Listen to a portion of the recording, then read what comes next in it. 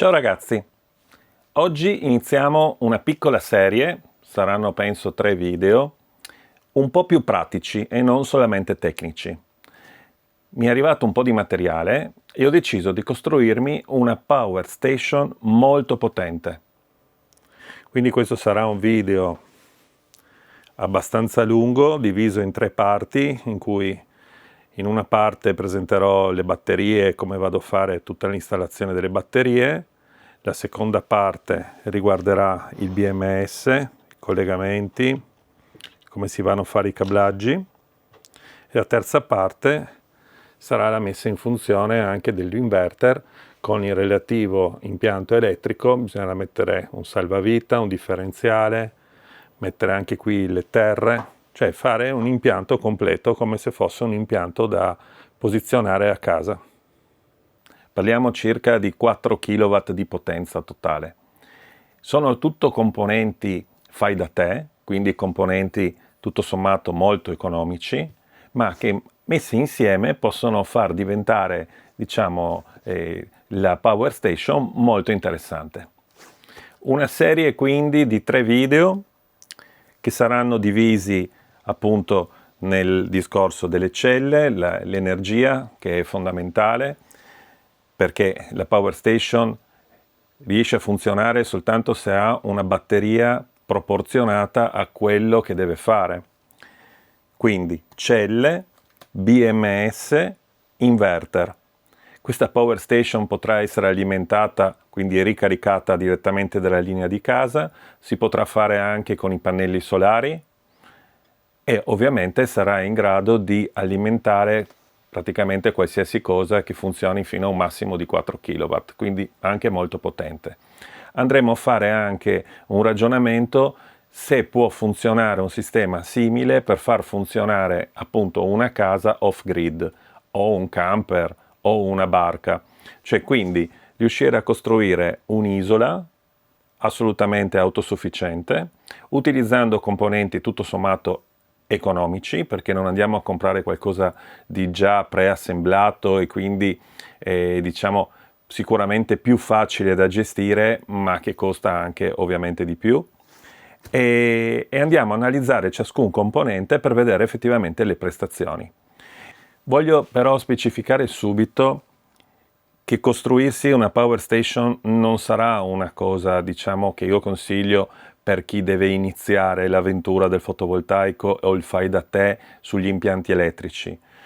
Parliamo anche di tensioni elevate, non nelle batterie ma dell'inverter, quindi è un kit, un qualcosa che può essere fatto da chi ha già un minimo di esperienza.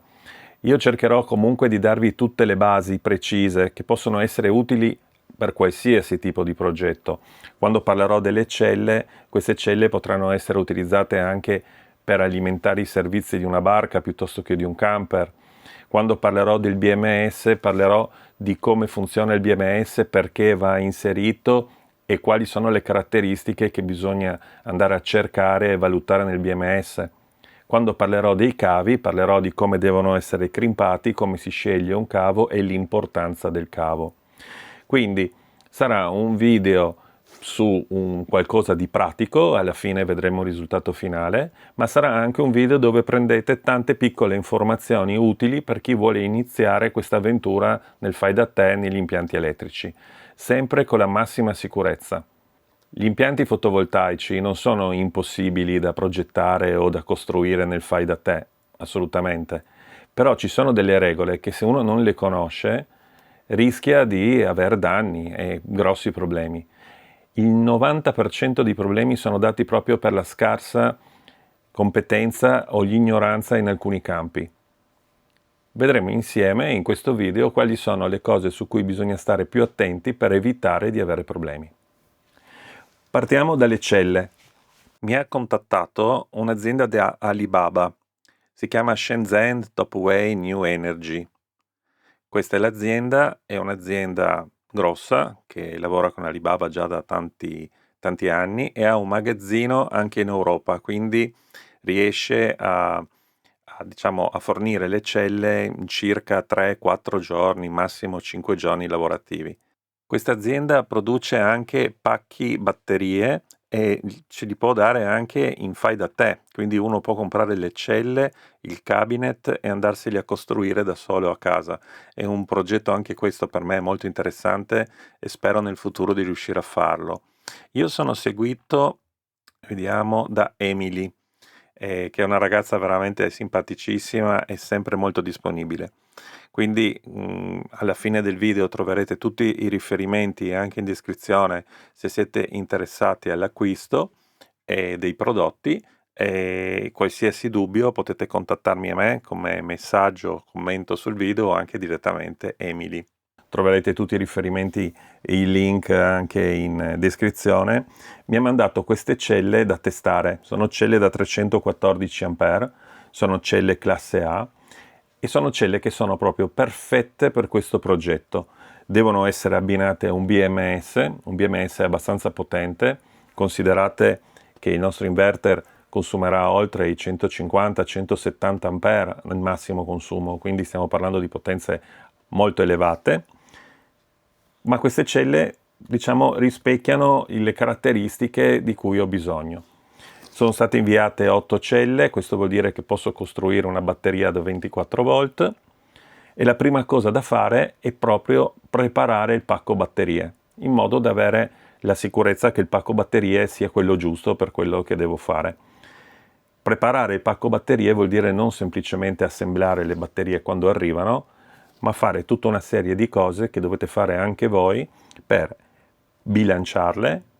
Faremo un top balancing, vi spiegherò dopo che cos'è, e le prepareremo dopo per essere inserite nel nostro power bank che andremo a costruire più avanti.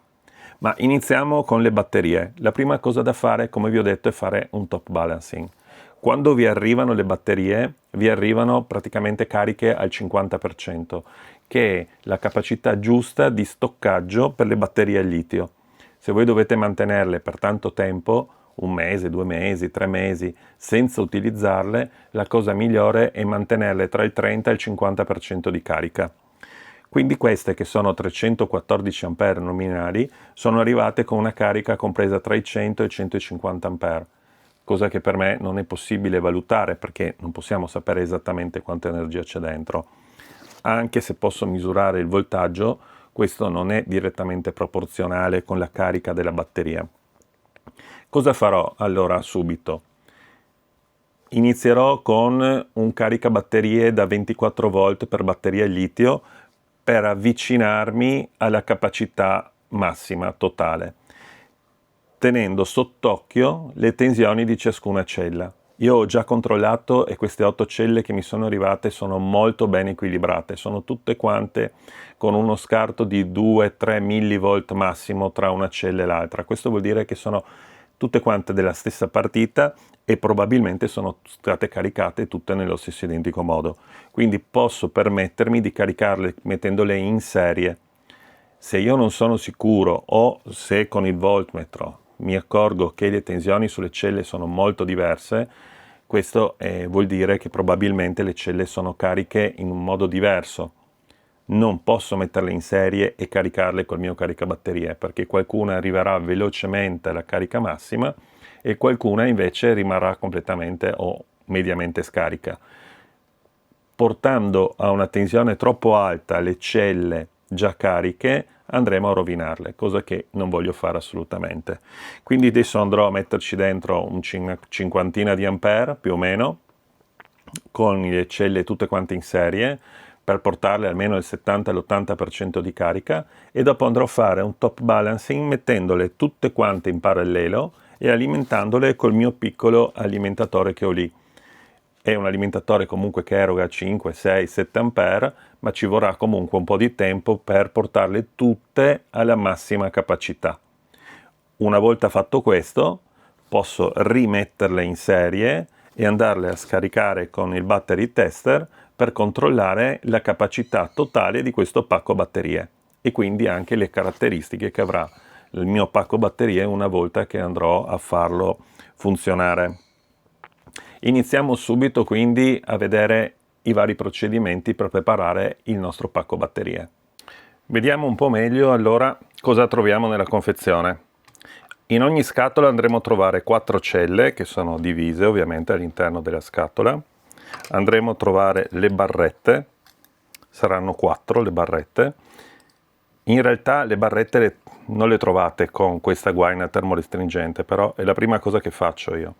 Quando mi arrivano le barrette metto subito la guaina termorestringente perché è una sicurezza in più, in modo che se con un attrezzo vado a toccare la barretta, tra le 2 barrette, non rischio di fare un cortocircuito. Ovviamente questa parte rimane scoperta, ma è una piccola protezione che a me piace fare immediatamente. E dopo ovviamente ci sono i dadi. I dadi sono un po' particolari, vedete? Hanno questa zegrinatura sotto che serve proprio a bloccarli. In realtà è un aspetto abbastanza delicato quello di queste barrette, ma nel corso di questo video, nei prossimi video, cercheremo di capire quanto è importante la connessione tra la cella e la barretta, proprio per un problema di sicurezza e di riscaldamento. Possiamo andare a rovinare i terminali della batteria se questi non sono ben posizionati. Ma restiamo ancora un attimo sulle celle. Le celle sono esteticamente perfette, sono perfettamente planari, arrivano con una carica che è compresa tra il 30 e il 50%. Adesso andremo a fare un piccolo controllo di tensione. Abbiamo il nostro tester già attaccato, 3,31, 3 volt 310 mA, 3 volt 310 mA, 3 volt 310 mA, 3 volt 310 mA. Come vedete le celle arrivano già ben equilibrate alla fine perché hanno tutte la stessa tensione. Attenzione che avere la stessa tensione comunque non ci garantisce che tutte abbiano la stessa capacità. Una batteria, una cella potrebbe essere leggermente più carica o leggermente meno carica rispetto alle altre, anche se ha la stessa tensione. Solo quando arriviamo al ginocchio, cioè intorno ai 3 volt,55, 3 volt e 60, in quel momento siamo sicuri che la capacità della cella è massima. Questo dettaglio che vedete qui è la valvola per l'esplosione, chiamiamola così. Se noi andiamo a mettere in cortocircuito una cella, questa non prenderà fuoco, ma genererà del gas all'interno, del gas tra l'altro velenoso che non dovete assolutamente respirare, e ci sarà l'espulsione del gas da questa parte, proprio per evitare una deflagrazione della batteria, ma non creerà fiamme. Questa è una cosa molto importante che spesso non viene detta. Queste sono celle LiFePO4, sono una tecnologia di litio, ma non prendono fuoco, mai. Possono bruciare, ma non prendono fuoco. Mi spiego meglio. Se io faccio un cortocircuito qui, o vado a bucarle, o le rovino, o le spacco in due anche quando sono alla massima capacità, al massimo avrò una fuoriuscita di gas e il massimo della temperatura che arrivano queste celle sono 170 gradi. Quindi non è una temperatura sufficiente neppure per incendiare la carta. La carta per prendere fuoco ha bisogno di una temperatura più alta. I pericoli legati alle batterie con le LiFePO4, attenzione a non confondersi con le classiche batterie agli ioni di litio o quelle dei cellulari, che quelle hanno sempre una tecnologia agli ioni di litio, ma sono diverse. Quelle sì che possono prendere fuoco se messe in cortocircuito, ma le LiFePO4 no. L'unica, diciamo, sicurezza che bisogna avere è di non andare a metterle ovviamente in cortocircuito e soprattutto stare attenti nelle connessioni, perché le connessioni sono i punti pericolosi. Nella confezione troverete anche questi fogli di vetroresina sottile. È vetroresina e serve per isolare ulteriormente le batterie l'una dall'altra, e quando andremo a costruire la nostra cella li applicheremo in questo modo. Fino a poco tempo fa non mi risulta che erano compresi nelle confezioni, ma ora li mettono. Questi andranno inseriti così. la cella andrà leggermente compressa, perché in fase di ricarica questa tenderà un po' a dilatarsi, allora per mantenerla, diciamo, nel modo corretto sarà leggermente compressa. Adesso farò lo stesso test per le altre 4 batterie e andremo a installarle sul mio caricabatterie per batteria al litio da 24 volt, fra virgolette, perché in realtà è un 27.5, cioè quello che serve per caricarle, e andremo a metterci dentro una cinquantina di ampere per essere un po' più avanti con il top balancing, che invece andremo a fare dopo con l'alimentatore che vi ho mostrato prima. Eccoci pronti a fare la carica delle 8 celle. Ho fatto un altro controllo con il tester, effettivamente sono tutte alla stessa identica tensione. Posso anche farvelo vedere, non è un problema.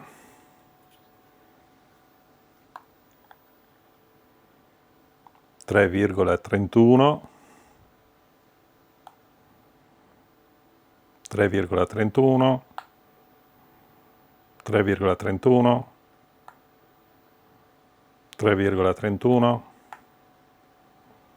3,31 3,31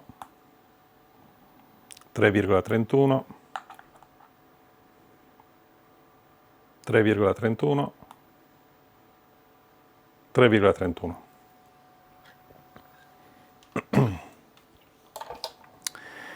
Qui ho il mio caricabatterie da 29.2 volt, 20 A, fatto apposta per il LiFePO4. È importante utilizzare un alimentatore con comunque un cut-off alto che ti permetta di mettere in sicurezza le celle, cioè deve essere un caricabatterie fatto apposta per il litio e non un caricabatterie per il piombo, per intendersi. Ho aggiunto anche questo controllore perché il caricabatterie, quel modello, non ha né una tensione né diciamo un controllo degli amperi in uscita e soprattutto non mi dice quanta energia va a caricare sulle celle. Potrei fare una cosa stimata a tempo, sapendo che fa circa 20 ampere, in un'ora fa circa 20 ampere ora come quantità di energia, quindi 5 ore 100 ampere. Ma con questo sarò sicuramente più sicuro, basta collegarlo. Adesso il caricabatterie ovviamente è partito, vediamo la corrente come aumenta. Ok, eccoci qua, 19,83, 81, 85 ampere, e questi sono gli ampere ora e i watt ora che vengono caricati sulla nostra batteria. Qui abbiamo i volt, 26.56 volt, e la potenza istantanea che viene caricata a 528 watt. Questa è una cosa in più che per fare questo tipo di lavoro può essere utile, non costano neanche tanto, trovati su AliExpress. Lasciamo quindi le batterie che si caricano per, diciamo, possiamo arrivare fino ai 27-28 volt, farò un controllo di nuovo con il tester per vedere che la tensione delle celle sia più o meno uguale e dopo andremo a fare il top balancing.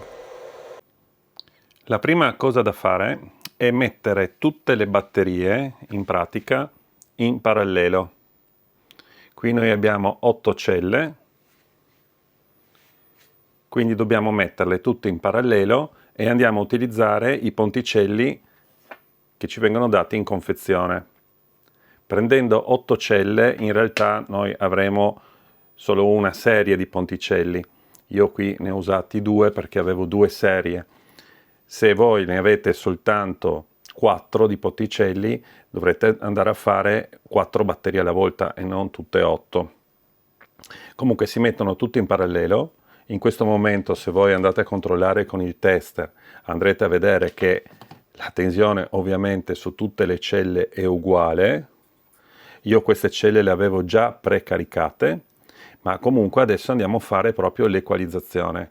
Come si fa? Si usa un alimentatore standard, normale, si va a impostare 3,60, si può arrivare fino a 3,65, ma a 3,60 abbiamo già fatto il 99% del lavoro. Una volta acceso il nostro alimentatore abbiamo i suoi poli. quindi andremo a collegarci sul polo negativo. Attenzione che mi sono preso proprio sulla prima batteria, e poi con il polo positivo andremo a prenderci sull'ultima batteria. C'è un motivo se ho fatto così. In questo modo, anche se c'è una piccola caduta di potenziale su queste barre, si va a sommare con l'altra barra e quindi la resistenza, cioè il percorso che fa la corrente, è sempre uguale. Mi spiego meglio. In questo momento, se devo caricare una cella, mettiamo questa, il percorso è questo più questo. Benissimo. Se devo caricare questa, il percorso è questo più questo. Vedete che la somma dei ponticelli è uguale per tutte le celle. Adesso andiamo a vedere il nostro caricatore. Vedete che siamo a 3,53 volt e stiamo caricando 4 A. Probabilmente io questo lo posso anche aumentare, esatto. Posso arrivare anche a 6 A. Lasciamolo pure a 6 perché sono celle grosse, quindi ci vorrà un po' di tempo.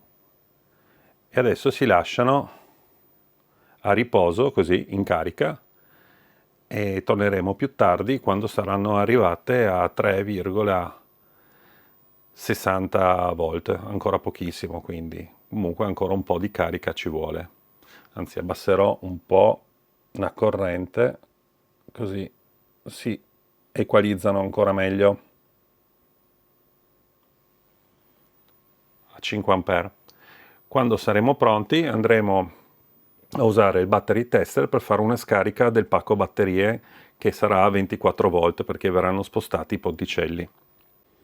Passato un po' di tempo, adesso il nostro alimentatore è arrivato a quasi 3 volt e 65, sta caricando ancora 2 ampere e 43, ma sono veramente pochissimi watt, vedete, 8 watt,7 su questo pacco batterie, veramente l'influenza è relativa, veramente poca cosa. Quindi adesso andrò a staccarle, andrò a modificare i collegamenti, me le metterò tutte quante in serie per portarla a 24 volt e dopodiché procederò con la scarica con il mio fido tester. Quindi stacchiamo pure il caricabatterie, facciamo così. In realtà la tensione, vedete, era 3,62, ma va bene, 3,6, 3,65 è quelle che la tensione richiesta per arrivare alla massima capacità, poi il 0,5% in più per noi non fa nessuna differenza. Andiamo a fare i collegamenti adesso per metterle in serie. Quando si fanno queste operazioni bisogna farle con molta calma e molta attenzione. Se dovesse cadere una chiave sopra una di queste batterie farebbe sicuramente una bella fiammata, perché le correnti qua in gioco sono notevoli. Questo è il motivo per cui io amo mettere sempre le guaine termorestringenti sulle barrette di collegamento per avere un po' di sicurezza in più, e la sicurezza su queste batterie non è mai troppa. Si potrebbero lasciare ancora per farle bilanciare ancora di più tra di loro, ma dopo 24 ore direi che comunque ci siamo. Quindi si tolgono tutti i dadi. In questo momento le batterie sono tutte in parallelo e abbiamo una tensione tra i due poli di 3,62 volt. Le celle sono perfette e adesso procederemo a una bella scarica. Come ho detto prima, facciamo queste cose con calma, senza fretta, ma sicuri di fare le cose fatte bene.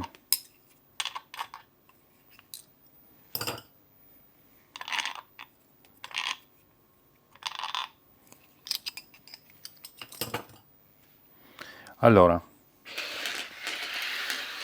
per costruire la nostra batteria con le celle in serie dobbiamo andare a girare una cella ogni 2. Sulle celle sono stampigliati anche il più e il meno. Tra l'altro c'è anche il colore che non ci permette di sbagliare. Ma prima di collegarle fate sempre un ulteriore controllo di sicurezza.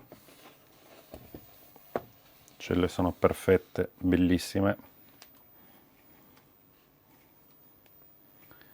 Ecco fatto.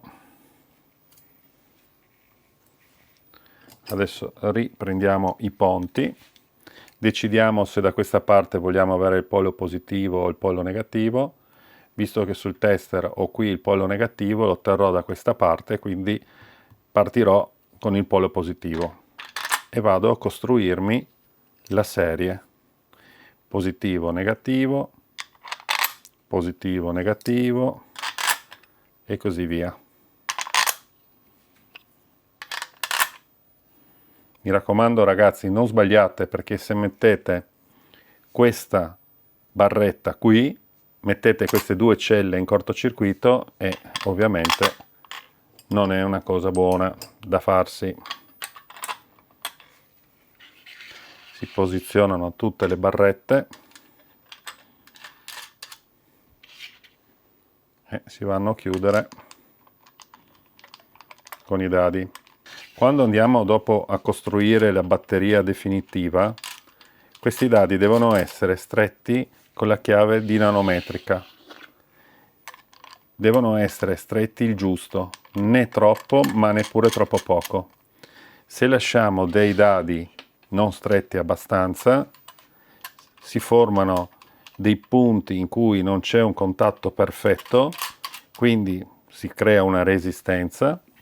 La resistenza, quando passa la corrente, si scalda e se il contatto effettivamente è fatto male, possiamo addirittura sciogliere uno dei poli.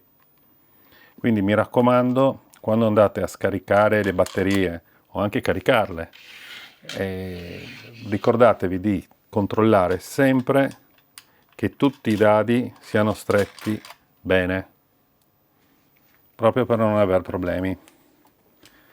Qui abbiamo il cavo dei negativi, che è qua, quindi lo andiamo a posizionare qua. E qui abbiamo il cavo dei positivi che andiamo a posizionare qui. Perché ci sono 2 cavi? Perché sto utilizzando 2 cavi? In un cavo, quello un po' più spesso, questo qui, passa la tensione, cioè scusate, la corrente, quindi proprio la corrente di scarica, i 20-30 ampere, quanti sono.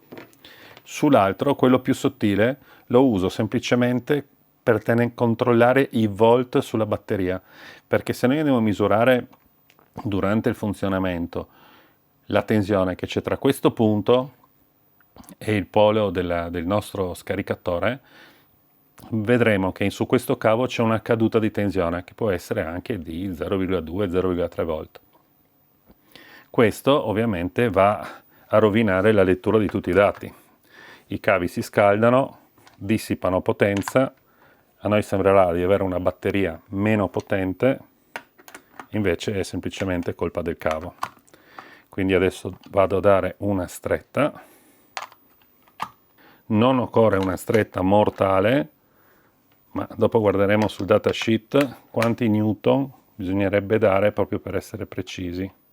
Non vedo l'ora di scaricare questa batteria, che povera, è ormai da qualche giorno che è carica. E non va mai bene lasciarle completamente cariche per tanto tempo. Allora, facciamo un piccolo test. Vediamo un po', tester.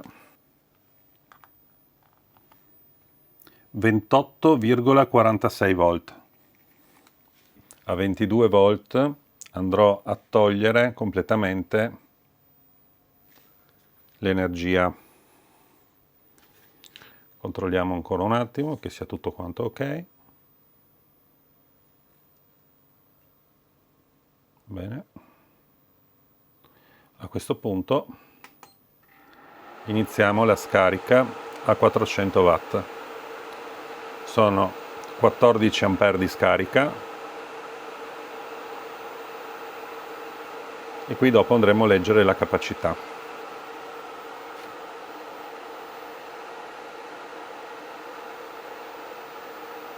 Vediamo come si comportano queste batterie. Finita la scarica del nostro pacco batterie, andiamo a leggere un attimo i valori. Quindi una capacità di 318 ampere, la scarica è durata praticamente 93 ore, l'energia accumulata ben 10.700 watt ora. Batterie sono state staccate alla tensione di 22 volt. Dopo aver effettuato la scarica completa, riparto subito con una carica, per il momento leggera. Appena mi si libera il caricabatterie da 20 A, utilizzerò ovviamente quello. Per il momento col mio piccolo alimentatorino gli do 3,4 A, la tensione è 23 volt e pian pianino salirà. Batterie ora sono in pratica scariche. Per aiutarmi a controllare la ricarica uso anzi questo piccolo tester che ho trovato su AliExpress, vi lascerò il link per qualcuno magari che possa essere interessato. Arriva già con i connettori Anderson, quindi molto facile da installare. Come vedete le batterie sono praticamente scariche, 25,73. Qui ho il mio fido caricabatterie, andiamo ad accenderlo.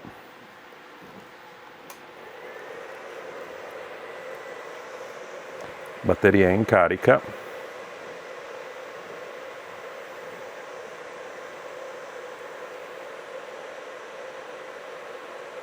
Eccoci qua.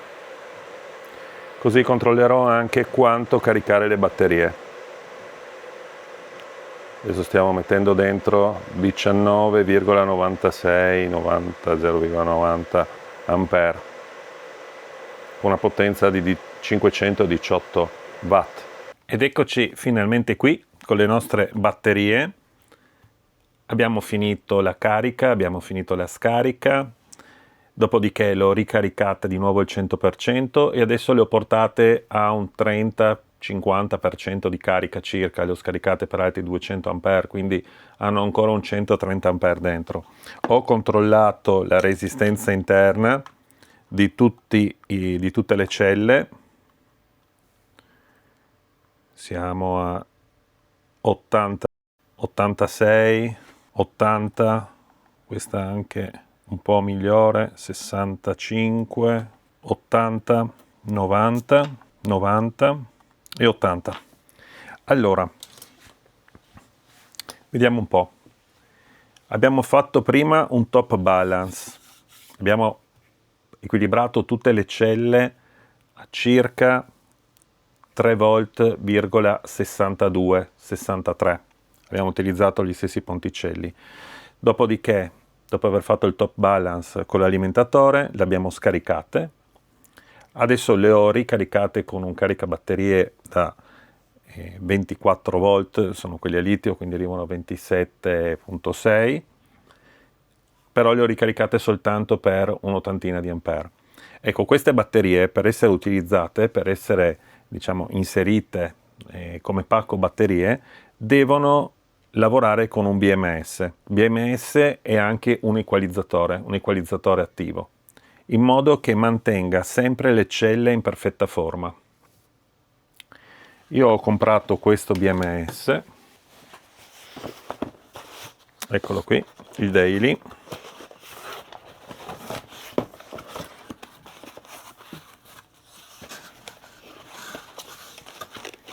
Nuovo fiammante.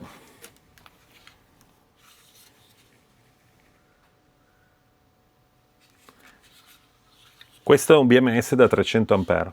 In questo modo potrò scaricare queste celle fino a un massimo di 300 A. Perché ho scelto un BMS così potente da 300 A appunto? L'ho scelto perché ho un progetto in mente di costruire una power bank.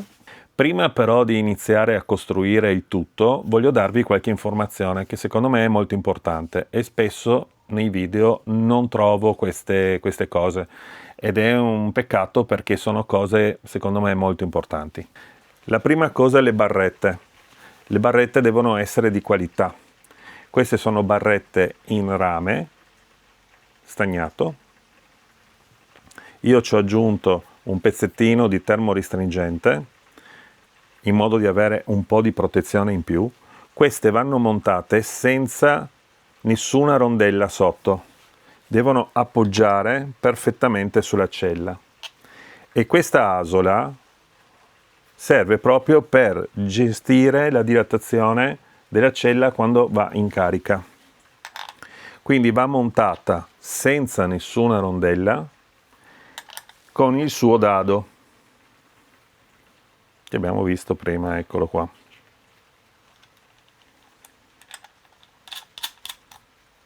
Ok?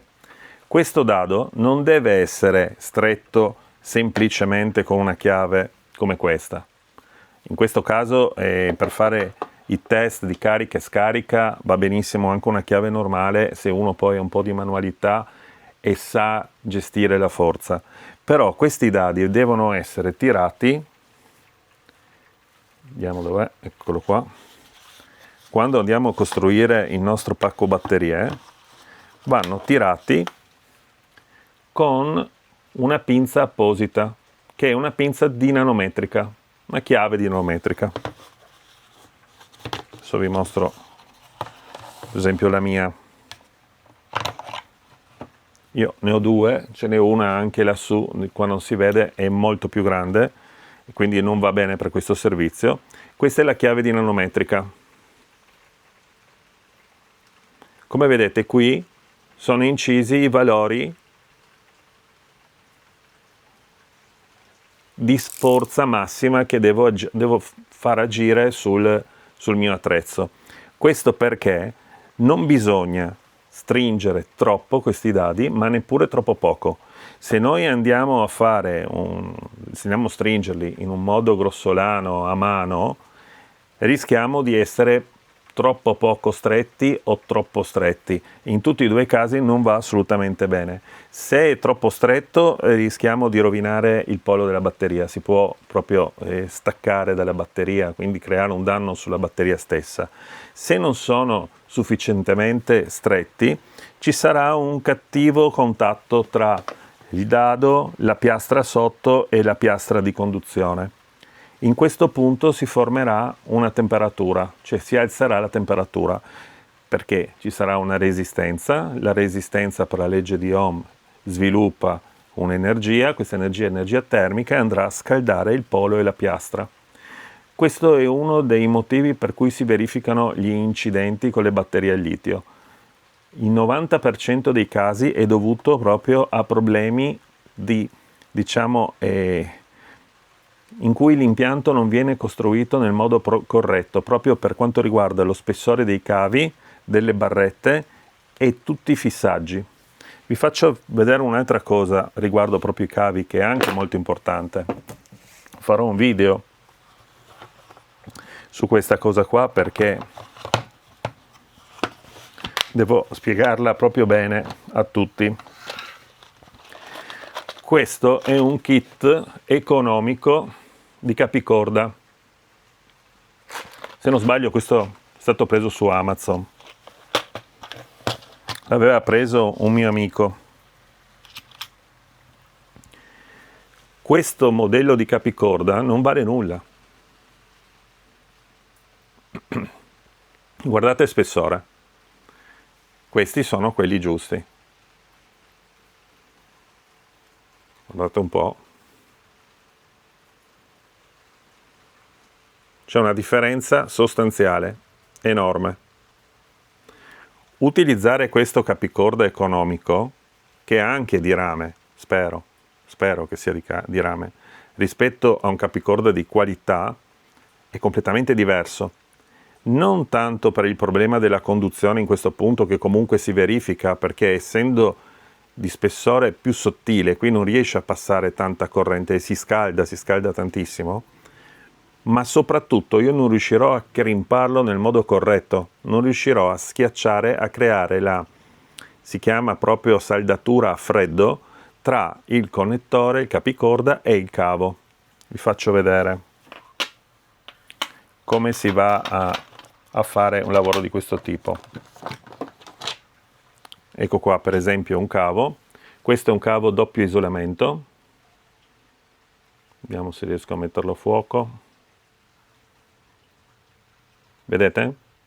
Ci sono due guaine praticamente, una bianca e una rossa. Questo è un cavo un po' particolare, viene utilizzato nella nautica. Vedete che è stagnato, facciamo di nuovo, mettiamo a fuoco. Il rame si chiama rame bianco, è un rame stagnato. È molto più resistente a tutti i problemi di ossidazione. Allora, come si va a intestare il cavo? Innanzitutto bisogna utilizzare gli attrezzi giusti, non si usano le forbici.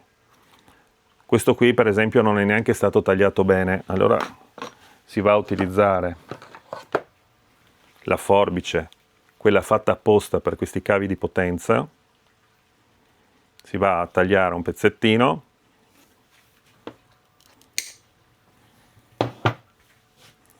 in questo modo il taglio risulterà perfetto e per andare a pulire il cavo si utilizza questo attrezzo. Come vedete questo si alza e qui all'interno c'è una lametta. Si appoggia il cavo su in questo modo.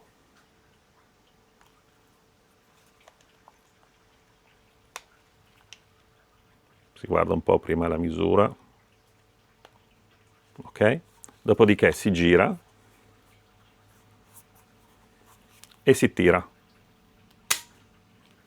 In questo modo, se abbiamo fatto tutto preciso, possiamo andare a togliere la guaina. Ecco. In questo caso dovevo aumentare ancora un po' l'uscita della lama sotto, ma comunque si riesce.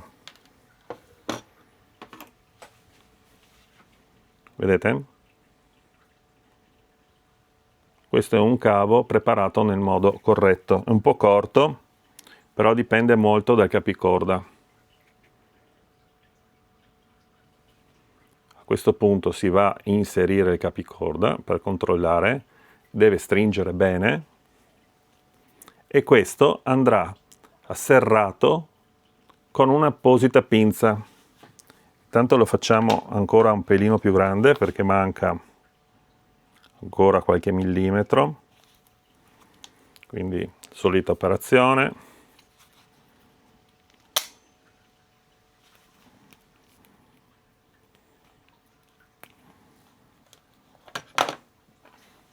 Controlliamo di nuovo, adesso siamo leggermente un po' lunghi, ma va bene perché riusciamo comunque a fare entrare un po' il rame.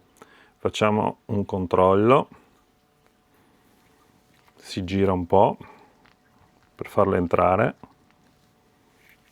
ed ecco qua si vede il filo che esce. Bene, adesso prendiamo una guaina, ci dobbiamo ricordare di inserire prima la guaina,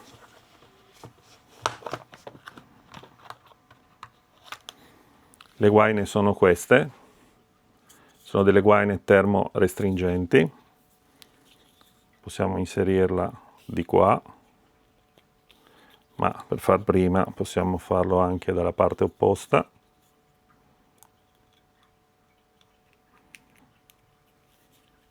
Un po' duro, non vuole scorrere. Riposizioniamo il nostro capicorda. Ci sono due misure che sono importanti. Uno è la dimensione del foro e uno ovviamente lo spazio che c'è per metterci il cavo dentro. ancora un po' fuori. Controlliamo le dimensioni del cavo. Questo è un 25 mm.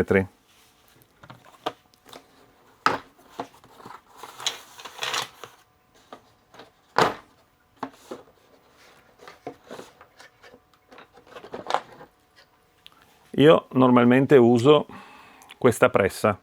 È una pressa molto economica, la trovate su Amazon, vi lascerò anche il link sotto se qualcuno gli dovesse servire.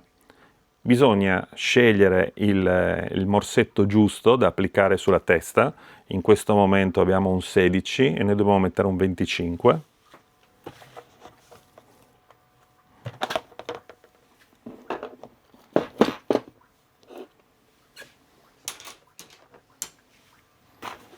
Quindi nella scatola si va in cerca del 25.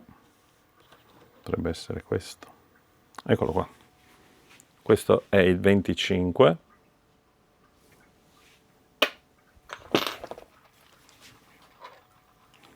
Prendo la sua chiavetta, vado a togliere il 16,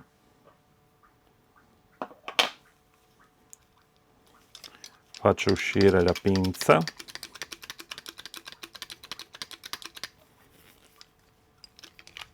quando esce la pinza qui sotto avrò un'altra piccola chiavetta a brugola, quindi apro anche quella, prendo il 25,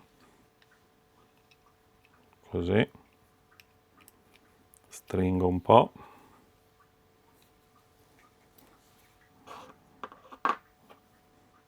questo è il 25, quindi faccio scendere di nuovo la nostra chiavetta, controlliamo perché c'è un senso, eccola. Si stringe anche questo. A questo punto la nostra pressa è pronta.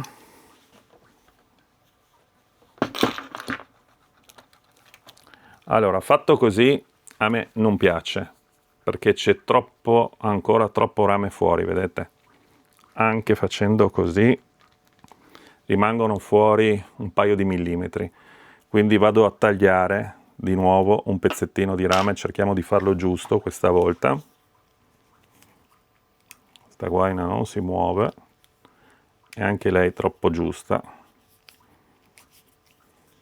Ricominciamo, tagliamo via il pezzettino.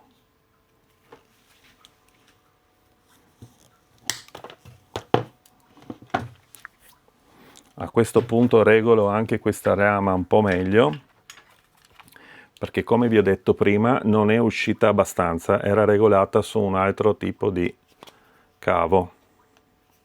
Qua sotto c'è una vite, ecco ho fatto un giro di vite. A questo punto, per fare un lavoro fatto bene, tiriamo ancora un po' giù questa guaina. Ok. Andiamo a misurare bene il rame che vogliamo che esca, che dovrebbe essere più o meno così.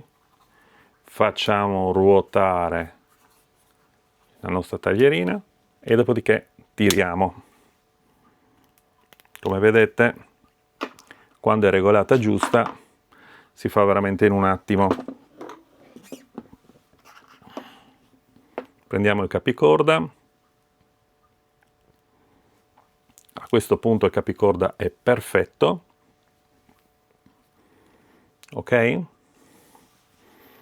andiamo a posizionarlo sulla nostra pressa. Bisogna chiudere la valvolina e si stringe la pressa.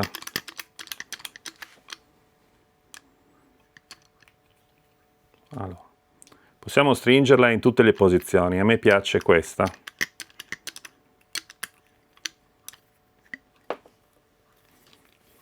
Si stringe fino ad arrivare in battuta sullo scontro.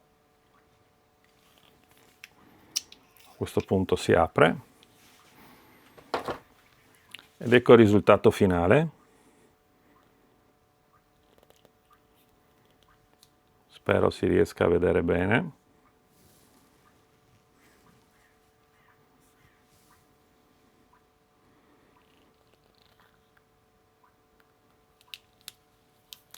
Mettiamo sopra il termorestringente, che su questa guaina non ne vuol sapere di scorrere, perché è anche una misura un po' strana questo cavo, essendo cavo nautico. Ok, si tira sul termorestringente, prendo la pistola e andiamo a scaldare con la pistola termica la nostra guaina termorestringente.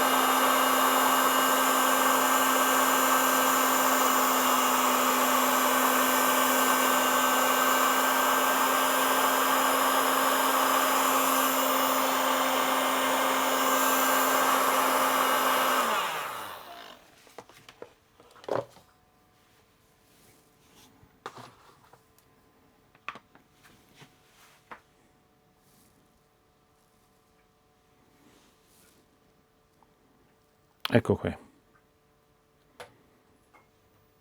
Questa è una crimpatura fatta bene.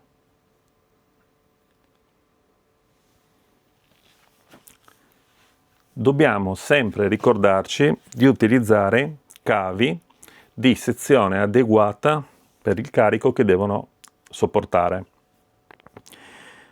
Questo vale soprattutto per le batterie al litio, dove hanno, non queste, ma le altre, quelle già confezionate, già pronte, hanno all'interno un BMS e un sistema di sicurezza per far sì che non vadano a stare in cortocircuito, perché riescono a gestire correnti molto elevate. Un BMS di 100 A, se noi andiamo a metterci un cavo troppo sottile che non tiene 100 A, non scatterà. Il cavo farà passare 80 A, inizierà a scaldarsi, si scalderà sempre di più e ci sarà un principio di incendio proprio dal cavo. Se le batterie hanno amperaggi alti, noi dobbiamo avere cavi che sopportino quegli amperaggi, anche se andiamo a consumare molto meno. Utilizzare cavi con amperaggi minori rispetto alla portata della batteria è molto rischioso. Si possono surriscaldare i cavi. Anche in questo caso il 90% dei problemi si hanno sempre sulle connessioni, sui cavi. Molto più rari i problemi che si hanno sulle batterie. Quindi, quando andiamo a costruire il nostro impianto, cerchiamo di fare il lavoro nel modo corretto e non saldiamo i connettori sul nostro filo. Un'altra cosa importante. Ci sono due motivi fondamentalmente. Il primo, perché scaldando tanto il filo di rame col connettore andiamo a rovinare anche la guaina. Prima cosa. Seconda cosa, lo stagno è comunque un materiale che a una certa temperatura fonde. Se dovessimo avere un problema sull'impianto e i cavi effettivamente vanno a surriscaldarsi, un cavo stagnato può anche staccarsi dal connettore, che è una cosa pericolosissima. Questo sempre se abbiamo fatto tutte le stagnature fatte bene. Con la stagnatura a freddo, con la saldatura a freddo, questa è una saldatura a freddo, abbiamo invece un contatto perfetto tra il rame e il capicorda e non avremo possibilità di staccare questo capicorda rispetto al cavo perché sarà talmente stretto che sarà praticamente impossibile toglierlo. Come vi ho detto prima, non utilizzate questi prodotti economici, scadenti, di bassa qualità, perché questi, anche se crimpati, non hanno lo spessore sufficiente per mantenere il cavo stretto all'interno e quindi si sfilano veramente molto facilmente. Non utilizzateli assolutamente. Guardiamo un attimo come fare per ordinare le celle. Mi hanno fatto una sorpresa incredibile perché trovo anche il mio nome sulla descrizione, quindi mi fa veramente molto piacere. Allora, questo è il sito di Alibaba, trovate nella descrizione del video il link per accedere direttamente al sito. Come vedete in questo momento il prezzo è di 65 dollari americani a parte, cioè quindi a singola cella, e vengono spedite in confezioni da 4. L'azienda è la Shenzhen Topway New Energy e in questo caso stiamo vendendo delle celle Daejin 314 A grado A. Sono garantite 8000 cicli, ovviamente da tenere, se vengono tenuti bene, diciamo dal 100% al 20% di carica, questo è il modo corretto per mantenerle. La cosa interessante è che vengono recapitate a casa in 3-5 giorni lavorativi. Infatti, dal momento in cui ci siamo messi d'accordo e me le hanno spedite, sono passati 4 giorni e le ho ricevute col corriere, imballate come avete visto. E il punto di forza del fornitore, come dice Alibaba, è che lavora da tantissimi anni e offre servizi specifici anche per marchi noti. Ha una percentuale di recensioni positive del 93,3%, che è molto alto. Si può pagare anche con PayPal, quindi si ha una garanzia in più anche lì, e le spese di spedizione sono gratuite. Questo è il posto, dopo andate a vedere e trovate tutte le caratteristiche di queste celle che vi ho già indicato. Per qualsiasi dubbio o per qualsiasi altra cosa lasciate pure un messaggio, un commento sotto il video e sarà mio piacere comunque rispondervi. A breve ci sarà anche il secondo video, sempre su questa Power Station molto potente, che appena ho un po' di tempo vado avanti ovviamente a costruire. Non vedo l'ora anch'io di vederla finita. Grazie a tutti e ci vediamo al prossimo video. Ricordatevi di lasciare un mi piace e iscrivervi al canale se siete interessati a questi contenuti, in modo che YouTube possa proporveli di nuovo quando c'è qualche video nuovo sul canale stesso. Grazie ancora, ciao!